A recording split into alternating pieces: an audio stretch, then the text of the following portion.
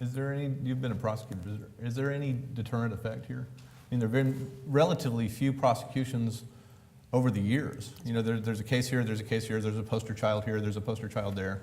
I assume you see more as a prosecutor than you actually throw up and prosecute. But I wonder about the deterrent effect of this. Well, I don't know, they're still in business. Which one, the legislature or the prosecutors? Yeah.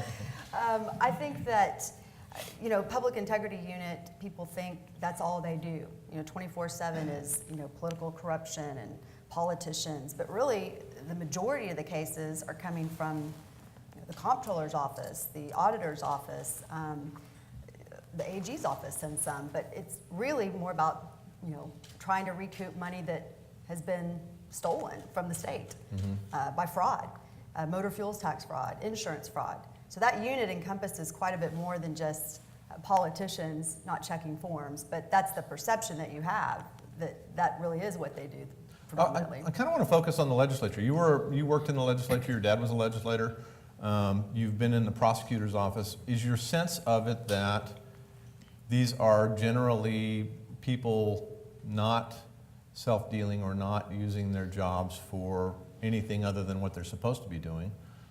And we can see that in you know, or is your sense that there's a lot of dirt in the machine here?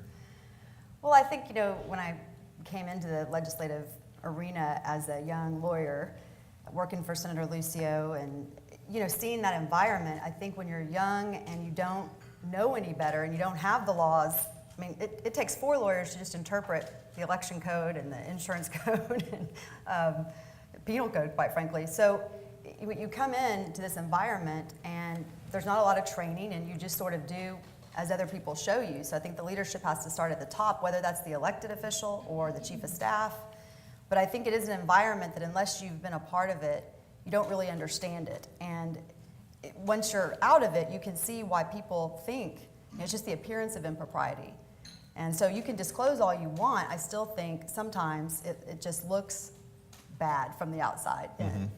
And so I don't know if that's, you know, solved with more training, but I do know that a lot of these staffers, if you're a college graduate, just out of college, you're going to follow what everybody else does. I was shocked. I'll be quite honest. A simplistic view was coming in and seeing these, you know, elaborate dinners going on, and you were encouraged to bring a guest.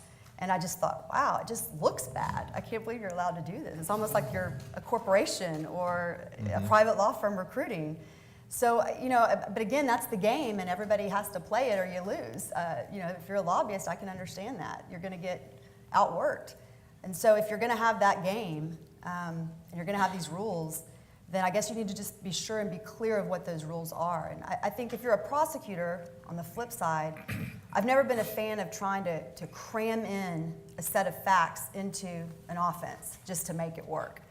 I think if you're having to try too hard, then you probably shouldn't charge it.